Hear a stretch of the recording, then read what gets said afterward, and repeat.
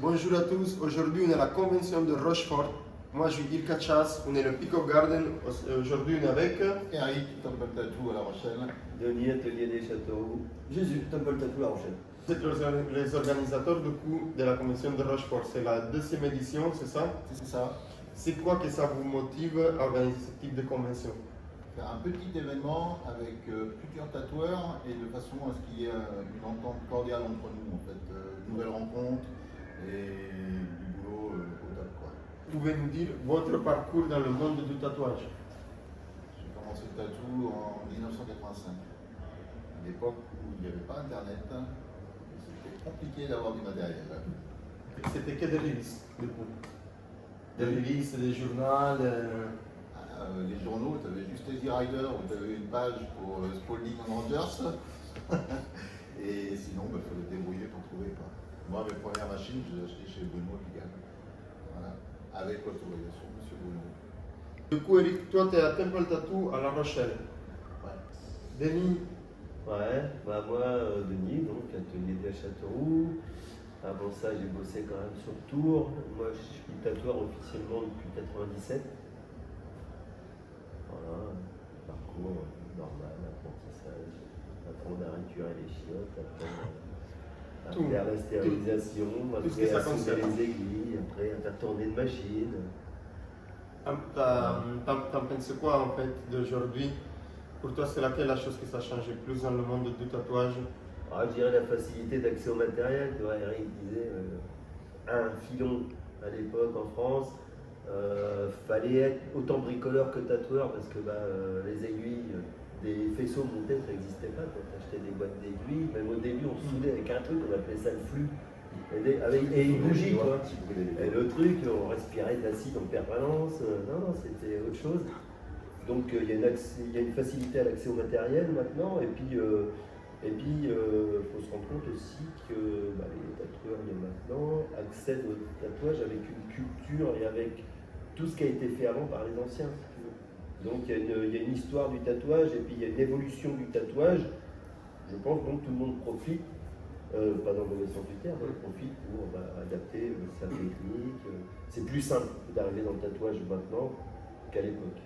Et vous croyez que cette facilité d'accès au tatouage, c'est quelque chose qui ça a amélioré le tatouage? Un peu des deux, ouais. Dans le sens, ouais, il y a des gens maintenant qui cartonnent, qui ont super niveau et tout. Et à côté, tu as aussi ceux qui font ça comme hobby parce que c'est hyper accessible. Donc un peu des deux, quoi, vraiment. Ouais, c'est ça, autant de bon que de mauvais, quoi, franchement.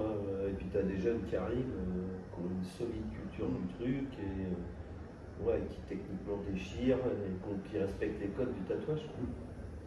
C'est lequel pour vous la chose plus importante au moment de réaliser un tatouage, du coup, de rencontrer un client et vraiment de réaliser son projet? Qui a respecté sa demande. Respecter son client et sa demande. Parce que c'est vrai qu'aujourd'hui, on voit beaucoup de tatoueurs que forcément, il y a un client qui va et te dit non, moi je fais ça. Ouais, mais c'est une forme de respect pour ton client. Si tu sais que tu n'es pas branché par un style, il ne faut pas se forcer à le faire si tu sais que tu vas mal le faire. C'est une façon de respecter son client. Oui, mais même ça, pour Il faut être exemple, conscient de cette possibilité. aujourd'hui, ça, par rapport à avant, j'ai un peu plus aussi, j'ai commencé un peu, il y a un bon moment, et c'est vrai qu'avant, ça n'existait pas, la chose d'avoir un style. En fait, un tatoueur avant, je crois, il devait être capable de faire tout. Oui, mais l'offre n'était pas la même non plus. Maintenant, tu as des gens qui déchirent tellement dans certains styles que si c'est pas ton style ou prédilection, ça sert à rien de le faire, quoi. Encore une fois, par respect pour ton client, pour le client, autant l'envoyer chez quelqu'un qui déchire dans le style que toi tu maîtrises pas. Maintenant qu'il y a le choix. Avant, c'était pas pareil. Et les réseaux sociaux dans le tatouage. Ah, c'est pas pour moi. Alors, si ça se limite au tatouage et tout ça, il y a des choses, tu vois, j'ai du mal à comprendre, mais après c'est générationnel, c'est qu'il y a des gens qui exhibent autant leur vie privée que ce qu'ils font professionnellement. Alors quand tu as une page tatouage, est-ce qu'on en a quelque chose à branler de ton chien qui court dans les champs et du petit café que tu as bu sur la terrasse le matin? Je pense que les gens, alors ils ont besoin parce qu'ils ont l'impression après de connaître intimement le tatoueur qui est. Mais est-ce que c'est ça le truc? Non, je pense que le truc c'est plus le dessin, le tatouage et de montrer ce que tu as fait à la personne en respectant ce qu'elle voulait. Parce que c'est vrai qu'aujourd'hui, en fait, on voit beaucoup même de bons tatoueurs mais que par exemple ils ne sont pas trop dans les réseaux. Et on voit beaucoup de tatoueurs qui peut-être ils font, après je ne veux pas dénigrer le travail des personnes, mais des travails qui peut-être sont en qualité beaucoup plus basse, mais qu'ils sont vraiment en train de travailler beaucoup. Pourquoi? Parce qu'ils sont ces personnes sur les réseaux, donc c'est quelque chose qui influence quand même le monde du tatouage. Est-ce que nous tous, on devrait juste s'adapter ou on doit faire le choix, on va dire non, je prends de mon chemin et après qui me suit, ben... Alors après, moi je pense que, alors déjà il faut respecter son client, mais il faut aussi se respecter soi-même. Quand tu n'es pas un exhibitionniste, c'est important la vie privée. Dans la vie privée, marqué vie privée. Donc fais voir ce que tu fais voir ce que tu tatoues. Enfin moi c'est mon avis. Maintenant c'est une façon de fonctionner, c'est une génération de... Ils ont besoin de voir les gens dans autre chose. Avant ça se passait dans des vraies rencontres, maintenant c'est sur les réseaux. Donc les gens ont besoin d'avoir l'impression de connaître la personne qui va les tatouer. Il en faut pour tout le monde. Alors c'est lequel je suis du coup? Ton impression pour être dans un studio de tatouage? Pardon. Il n'y a pas de cadre, il n'y a rien que ça... C'est épuré, le nouveau studio. C'est moche. C'est clinique quoi. On est d'accord. C'est froid. C'est clinique, mais bon, quand tu n'as rien à exposer parce que tu crées rien. Il n'y a pas cette chaleur du studio, tu ne sais pas qu'est-ce que tu es en train de faire là en T'as fait. plus de dessin qui traîne, t'as plus de bureau. Ouais, c'est. Bon, après. Par contre, attends, il n'y a plus de dessin, machin. Il y a des gens, leur dessin c'est sur les tablettes. Et après, il ne faut pas critiquer ça, parce que tu as de vrais artistes qui dessinent sur tablette. Hein. Côté feuille volante. Ouais, mais c'est vrai que non. Voilà, quoi, quand tu as des choses à exposer, tu les mets au mur. Bon, bah après, quand c'est un cadre Ikea, chacun fait ce qu'il veut. Ça doit sentir le tatou, quoi, quand tu rentres dans une boutique. Voilà. Nous, on pense pareil parce que c'est vrai qu'on a aussi des potes qui sont des studios, mais ils sont pratiquement tout rentres, tu vois rien. Et même, c'est même des bons tatoueurs qui disent mec, je rentre, je sais pas où je suis. Ouais, mais tu vois, Mario, c'est encore cette culture Instagram ou Internet de choses épurées, impersonnelles pour que les gens n'aient pas peur de rentrer dedans. Tu vois ce que je veux dire? C'est comme si tu feuilletais une revue de tes comptes. Voilà, il faut que ce soit neutre pour que les gens se disent pas que ça ne me correspond pas, j'y vais pas. Un mur blanc, ça correspond à tout le monde. Clairement. Mais bon, après, voilà, ça marque pas l'histoire, ça raconte rien. Moi, un magasin de tatouage, avec les années, ça doit raconter en fait ton parcours et ça doit raconter ce que toi tu vois du tatouage. Pareil, ça reste mon idée. Hein. Clairement, non, mais je suis totalement d'accord. Je suis totalement d'accord que c'est quelque chose que je crois qu'on peut le voir même dans l'architecture, pas juste dans le monde du tatouage, mais même dans l'architecture, même dans la rue. La dernière fois, je voyais une vidéo où il montrait qu'avant, on avait une gamme de couleurs dans tout, dans notre maison, dans notre voiture, dans notre moto. Mais aujourd'hui, c'est vrai que les gens ils cherchent toujours d'avoir des choses très neutres. Donc, c'est quelque chose qui, en fait, ça lève un peu notre identité.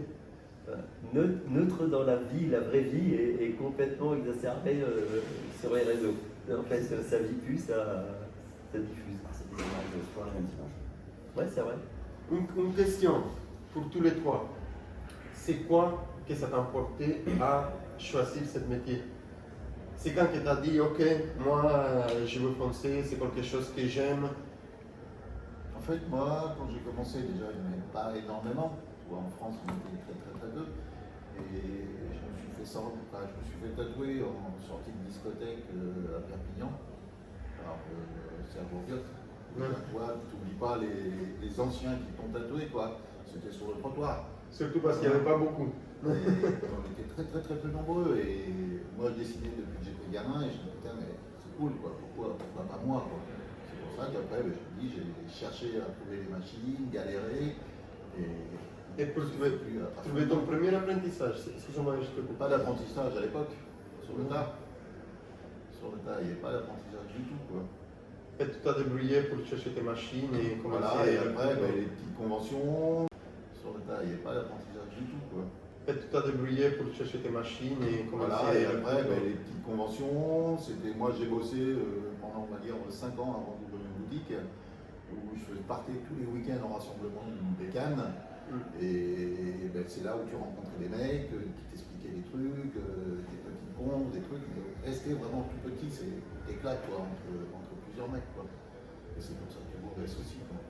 Denis, Les hasards, les rencontres, moi j'ai toujours traîné un petit peu. Voilà, où il y avait du tatouage, des groupes entre la rue, l'auto, le machin. Toujours traîné un peu dans le tatouage. Et puis le hasard d'une rencontre, très sincèrement. Moi j'avais un pote que j'allais voir tous les jours. Un jour, il me dit ouais, viens pas la semaine prochaine. Je suis en convention à l'étranger. J'ai fait écoute, laisse-moi les clés, je te prends des rendez-vous.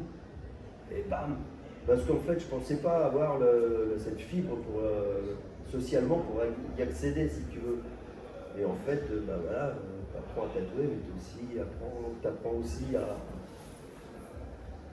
aborder les gens, à te socialiser, ce monde-là. et puis surtout à rentrer dans le monde des autres, à rester enfermé dans le tien.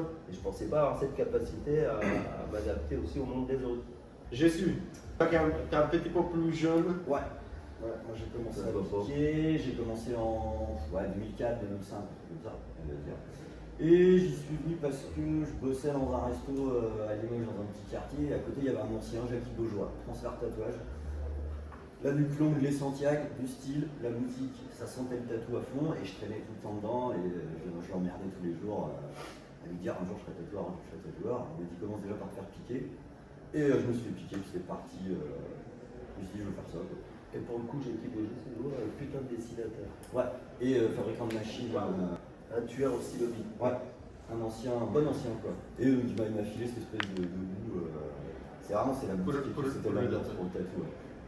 J'ai trouvé ça cool. En vrai, c'est hyper basique, j'ai trouvé ça cool, c'est cool. Une culture qui commence à se perdre parce que vous parlez de tout ça à des petits jeunes, là, il y en a aucun qui le connaissent. Oui, c'est.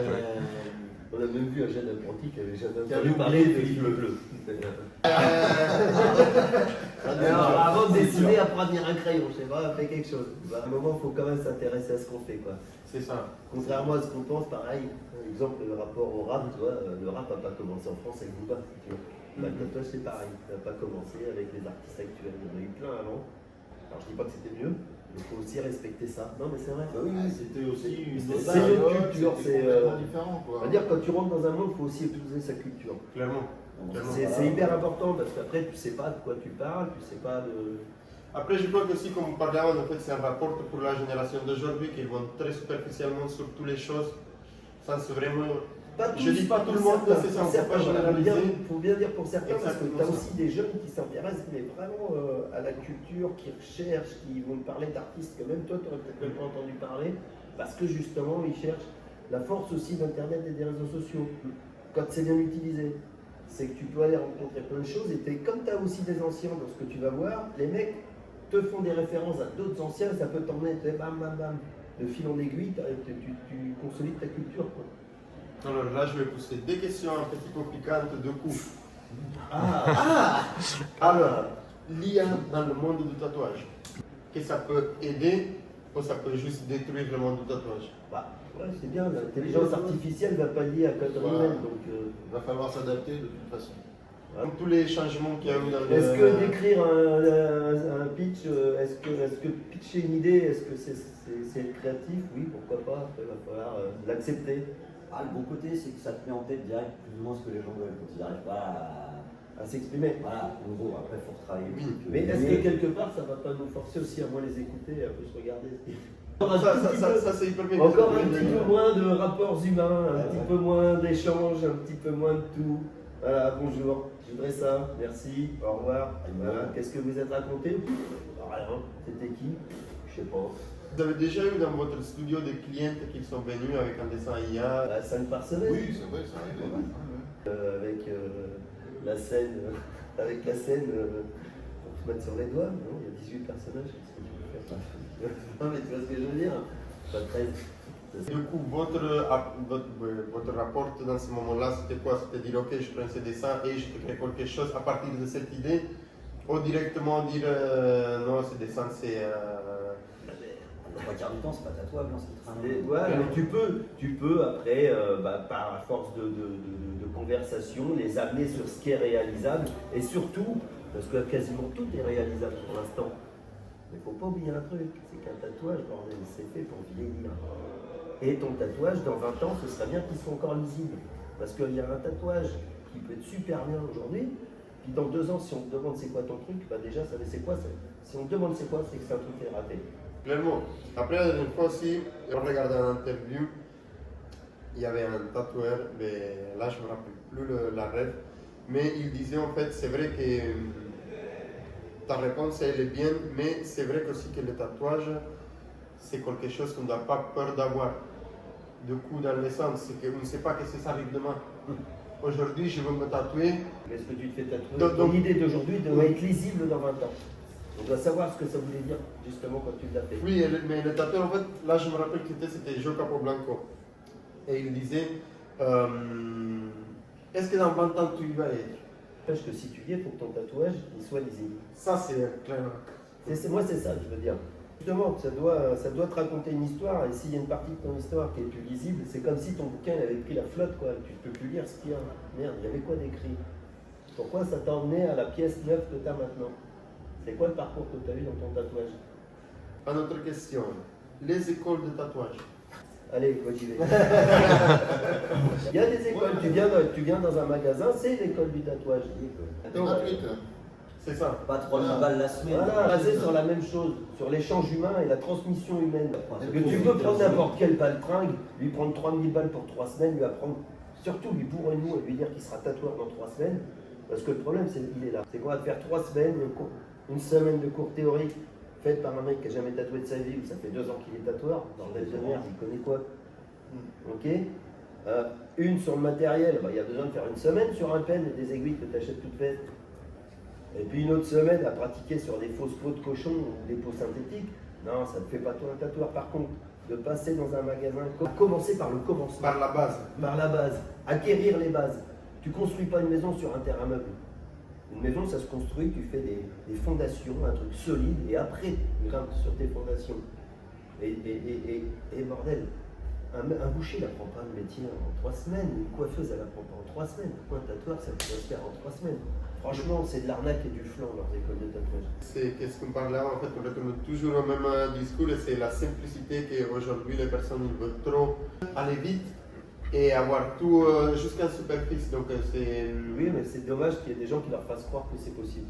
On a eu, par exemple, dans le studio, des personnes sont venues, ils se sont dit oui, tu peux venir à tatouer, je fais un cours, je suis tatoueur, mec, j'ai même pas nettoyé le sol. Déjà, va laver tes cheveux. Excuse-moi, je n'avais pas vu que t'étais là. J'avais bien senti, mais je l'ai pas vu. Bobine open. Bobine. Bobine, il faut apprendre à régler une machine, quoi. Et puis la pénétration à la peau, pas la même. On a beau dire, le pen c'est superficiel. Pour moi, ça ne tient pas longtemps, quoi. Le pen, c'est beau, oui, c'est pour la photo. Mais dans 15 ans, quand tu auras pris 4 ou 5 fois le soleil à te faire cramer la peau, tout à tout sera pas bon. Du coup, bobine. Bobine, ouais. Messieurs Denis. Les deux, alors pour moi, le pen, j'ai pas la même vision qu'Eric. Bon, j'utilise Parce hein, que très sincèrement, ouais, mais Eric, souviens-toi, nous on s'habituait à la peau. On a un ressenti sur la peau. Même au pen, moi je laisse ressenti de savoir comment rentre mon aiguille ou pas. Pour moi, je dis les deux. Il y a le charme de la bobine, il n'y a pas. Oui. C'est inégalable. Mais le confort du pen, bordel, on commence à avoir de l'âge, les vibrations dans les mains. C'est C'est un truc, un gros avantage. T'as pas besoin d'alimentateur. Non mais voilà, non, et puis il y a un avantage, c'est que la machine fait peu de bruit, donc ta musique tu la mets moins fort, et ton client n'est pas obligé de te brailler dessus pour que tu l'entendes. C'est quand même, c'est un truc plus un bon chill, compromis. plus tranquille. Moi je trouve ça un bon compromis. Et après, je te dirais très sincèrement, bobine ou pen, ça dépend qui c'est qui la tire. Clairement. Messieurs Jésus. Bobine et rotative. Mais rotative, tu fais un peu de bruit quand même. Pour le confort. Pardon. Ouais, puis pour masquer ta voix disgracieuse aussi. Exactement. Et mon nez. Mais ouais, bobine, l'objet déjà, c'est dingue, c'est beau. C'est vrai qu'aujourd'hui, on voit de plus en plus de conventions. Oh, il y en a eu juste un peu plus de 500 en 2025 en France, est-ce que c'est beaucoup? Exactement ça. Donc, les conventions aujourd'hui, ça marche vraiment pour montrer ton travail, vraiment pour te mettre devant. Oh, on a perdu un peu cette façon de voir la convention comme quelque chose de spécial et où tu peux vraiment rencontrer des tatoueurs que tu n'as jamais vu et qui font des choses que forcément tu n'as pas vu dans ta vie. Ça dépend de la convention. Oui, ça dépend qui l'organise. Ça dépend de la convention. Gros événements comme le mondial. Le mondial. Là où tu peux rencontrer des gens de l'étranger. Ouais. quoi. Et, Sauf le week-end où tu peux plus circuler dans les allées. Donc ça a ses avantages et ses inconvénients. C'est vrai que, heureusement qu'il y a des événements comme ça, hein, avec des putains de plateaux, et qui attirent les vrais passionnés du tatouage. Le truc, c'est que maintenant, tu as des trucs, des 200, 100, 200 tatoueurs qui ne sont pas sélectionnés. là, tu te dis à qui profite. À qui profite le crime. Ça fait un peu foire au tatouage aussi, quoi, avec des gens qui se promènent avec leur téléphone. Après, je respecte ça parce que c'est une demande. Donc il y a des gens qui le font, mais qui se promènent avec leur téléphone, avec le motif qu'ils ont pris sur Pinterest, et que celui-là, tu n'auras pas le droit de toucher parce qu'ils veulent celui-ci, et qui font tous les stands en demander combien, et qui iront voir moins cher. Donc après, il y a de tout. Il y a des belles petites conventions, il y a des petites conventions à chier, il y a des belles grosses conventions, et puis il y a des grosses conventions à chier. Tout dépend dans quel sens c'est fait, pourquoi c'est fait. Et c'est vrai que de plus en plus, on voit que même dans les conventions, il n'y a pas autant de. En fait, il n'y a pas du tout, comme tu as dit, d'où un choisi d'un tatoueur. Non, c'est n'importe qui, même le gars qui sort de l'école de tatouage. J'ai connu des gars qui tatouaient depuis 6 mois et ça y est, ma première convention. Je sais pas, moi j'ai commencé à faire des conventions, je crois, après 7-8 ans que j'ai tatoué déjà. En fait, pour moi, c'était vraiment comme un but. Mais aujourd'hui, avec toutes ces conventions, Oui, mais quand tu as fait 7-8 ans, tu vois, quelque part, tu as un retour de ce que tu faisais. Ceux qui viennent, qui ont tatoué pendant 2 ans, ils ont un retour sur la peau. Sur la peau, qu'est-ce qu'ils ont à échanger? Parce que c'est surtout ça aussi la convention, c'est de pouvoir échanger entre les tatoueurs, d'où l'intérêt d'avoir des tatoueurs qui ont une vraie vision du tatouage, si tu veux. Parce que t'en as plein qui arrivent sur les conventions le matin avec leur sac, qui disent à peine bonjour à tous les bénévoles qui se cassent le cul. C'est l'ego surdimensionné. Qui se cassent le cul à leur organiser des événements. Et quand je te dis les bénévoles, t'as le mec qui organise, mais t'as aussi le mec qui les sert au bar, ou celui qui passe un petit coup de balai, ou le mec qui a la photocopieuse. Bref. Et puis qui repartent le soir en disant à peine au revoir. Le soir, voilà. Après ils font comme ils veulent. Mais si tu veux, une vraie convention, ça doit être un endroit où justement tu échanges, où tu vas parler au mec, même s'il n'a pas le même style que toi, mais putain, c'est bien, comment tu fais, pourquoi tu le fais comme ça, tac, tac, tac, et puis tu files en aiguille, et tu prends des petits bouts de ficelle, et puis tu te fais une corde. un moment d'apprentissage en convention. Bien sûr. Tu apprends toute ta vie. Pour ça, il ne faut pas avoir un ego surdimensionné. Et puis tout le monde le sait, ça va tellement vite dans le monde du tatouage, et toi, tu vas être au top, tout le monde va regarder ton travail. Et puis il y a un mec qui va sortir avec autre chose, ou qui va avoir complètement ton style, aussi ça existe, et qui va le faire d'une façon un petit peu plus moderne, avec vachement plus de réseaux sociaux, et t'es au top, et demain t'es au fond du gouffre. Bon, bah, c'est comme ça, c'est la vie. Donc la convention c'est bien pour échanger, pour progresser, C'est une bonne énergie aussi, ça te pour repose toujours essayer de. Mieux et d'apprendre D'en prendre un de peu connaître. plus, quoi, d'en apprendre un peu plus pour pouvoir en offrir un peu plus.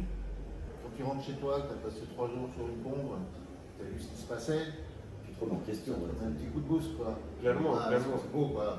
Je dis, mais Je veux faire Quand encore tu mieux. t'intéresses à ce que font tes collègues. C'est vrai que de plus en plus, on voit des conventions, il y a des gens, mais franchement, ils te disent, mais comme tu as dit, toi, il dit pas bonjour, il ne s'intéresse pas au travail des autres, même un minimum, même si ce n'est pas ton style, comme tu dis. Tu as toujours Mais à tu apprendre peux de toujours tout. apprendre quelque chose de chacun.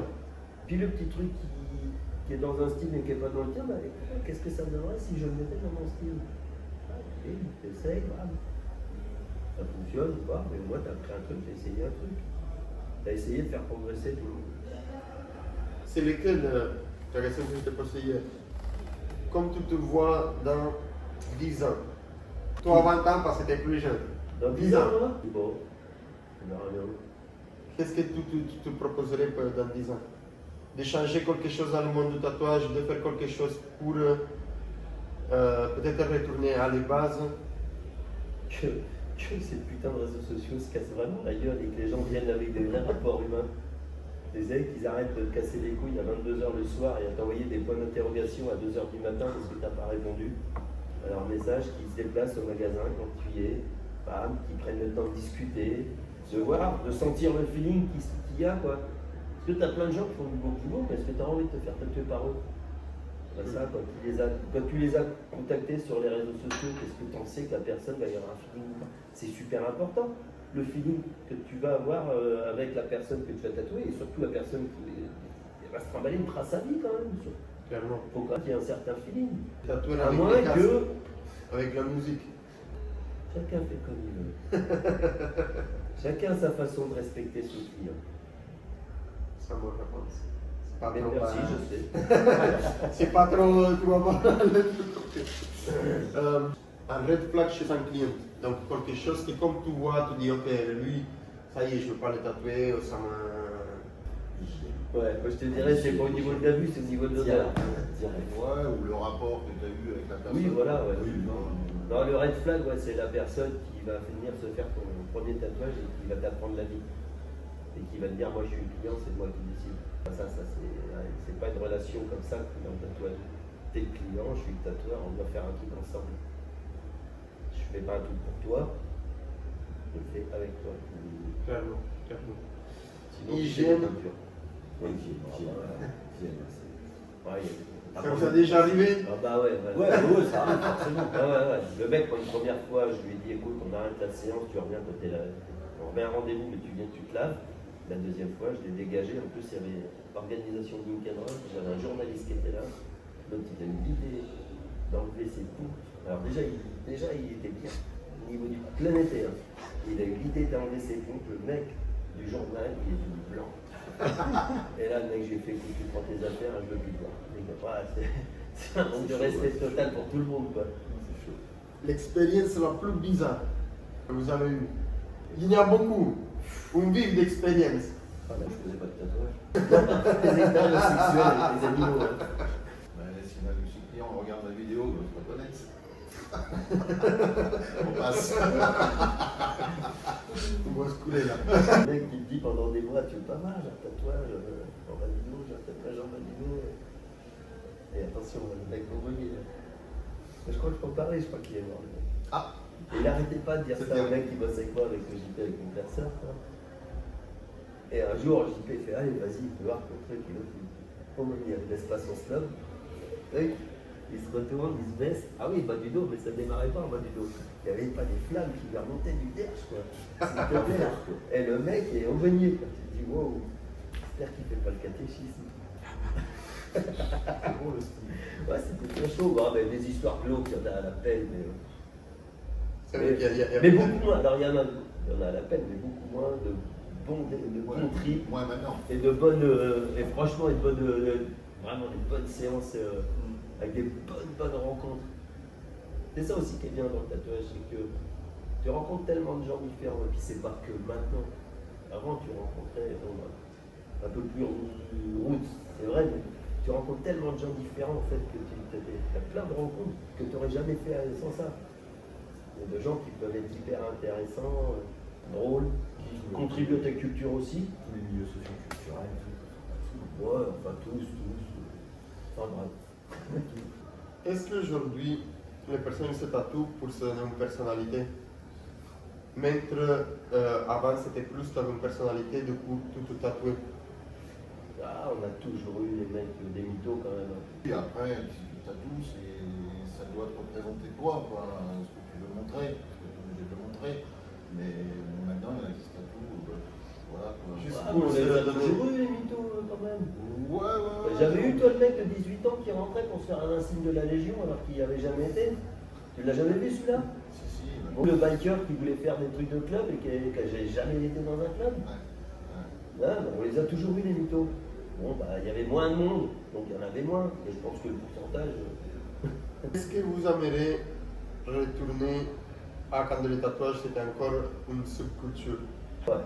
C'était plus fatigant. L'époque en fait, il y avait vraiment pas beaucoup de personnes qui se tatouaient, mais ces personnes qui se tatouaient, ils venaient et ils voulaient quelque chose de vraiment particulier. C'était pas des demandes un peu comme oui, je veux me faire un.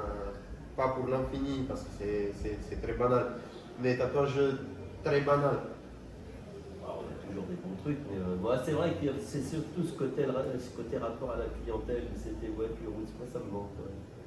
Le côté rock'n'roll, ou même des fois tu savais que c'était électrique, quoi. Ça aurait pu partir à n'importe quel moment, c'était kiffant. Non, pardon, faut pas dire, mais c'était kiffant, quoi. Ben, merci pour avoir écouté l'interview. Moi, je suis Ilka Chas, on est avec Eddie Campbell Tattoo, Denis Giraud et Jésus. À Nazareth. Suivez-le dans leur C'est réseau. Jésus de Marrakech.